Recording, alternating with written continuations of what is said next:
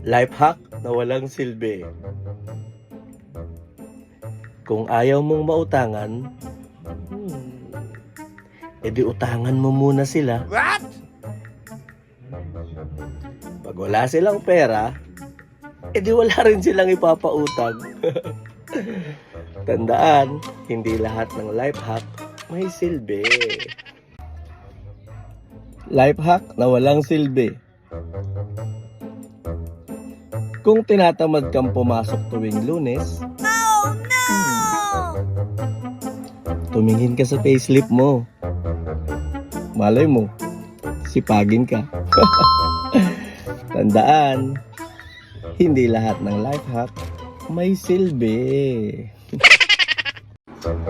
Life hack na walang silbi. Kapag na-stuck ka sa traffic, huwag ka nang tumingin sa Google Map o Waze. What? Lalo ka lang maiinip eh.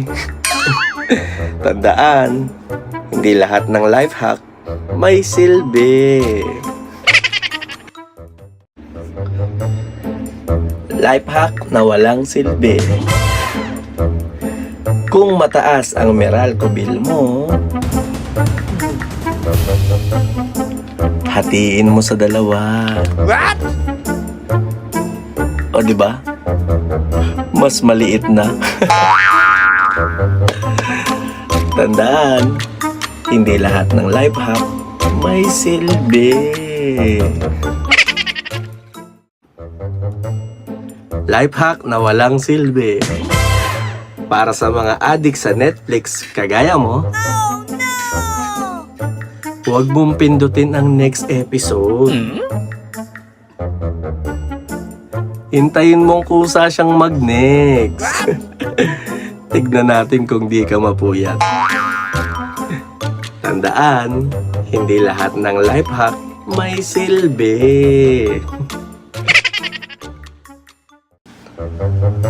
Life hack na walang silbi.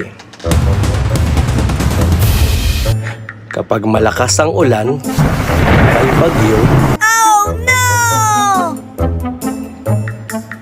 edi magpayong ka. Hindi ko sinabing titigil ang bagyo ha. Hindi natin makokontrol yun. Tandaan, hindi lahat ng life hack may silbi. Life hack na walang silbi. Kapag galit ang jowa mo at sinabi niyang bahala ka, hindi ka talaga bahala. What? At kapag ayaw mong masinzone ng jowa mo, edi wag mo siyang i-message. Tignan natin kung hindi masira ang buhay mo. Tandaan, hindi lahat ng life hack may silbi. Life hack na walang silbi. Kapag wala kang pera, huwag mo nang buksan ng mga shopping app tulad ng Shopee, Lazada, at kung ano-ano pa. Kasi baka mamaya bigla mong ma-check out. At kapag sinabi mong wala kang pera, siguraduhin mong walang darating na parcel. Sana all. Tandaan, hindi lahat ng life hack may silbi.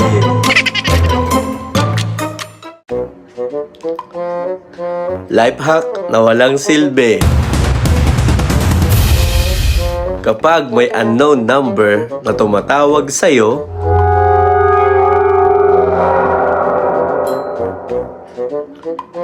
i-save mo. Nani? Para sa susunod, edi hindi na siya unknown. Tandaan, hindi lahat ng life hack may silbi.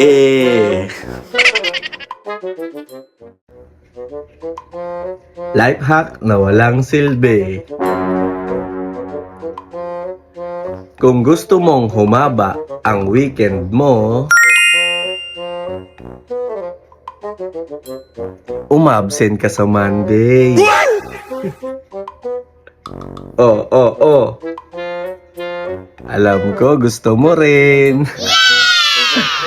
Tandaan, hindi lahat ng life hack may silbi.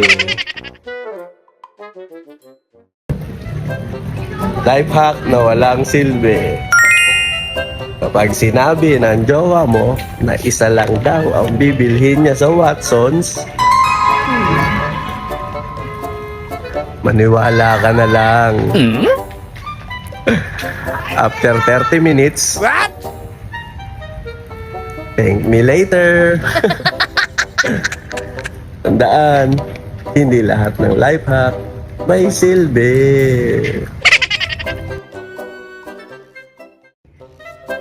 Life hack na walang silbi. Kapag gusto mo magpahinga buong Sunday, magtulog-tulugan ka. Really? Kapag narinig mong tinatawag ka ng nanay mo para utusan, huwag kang lilingon. Good luck! Tandaan, hindi lahat ng life hack may silbi.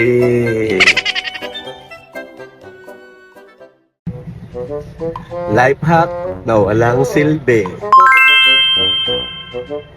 Kung ayaw mong mag-guilty tuwing lalagpas sa budget ang grocery mo, edi ibenta mo sa kapitbahay mo. Oh no! O diba, bumalik na yung pera mo, tumubo ka pa. Tandaan, hindi lahat ng life hack may silbi.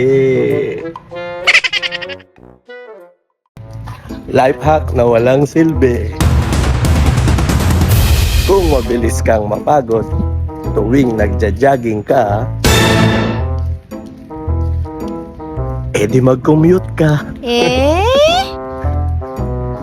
Tapos pumunta ka sa pinakamalapit na samgyupsalan. Yummy! Isama mo ako, ha? Tandaan, hindi lahat ng life hack may silbi.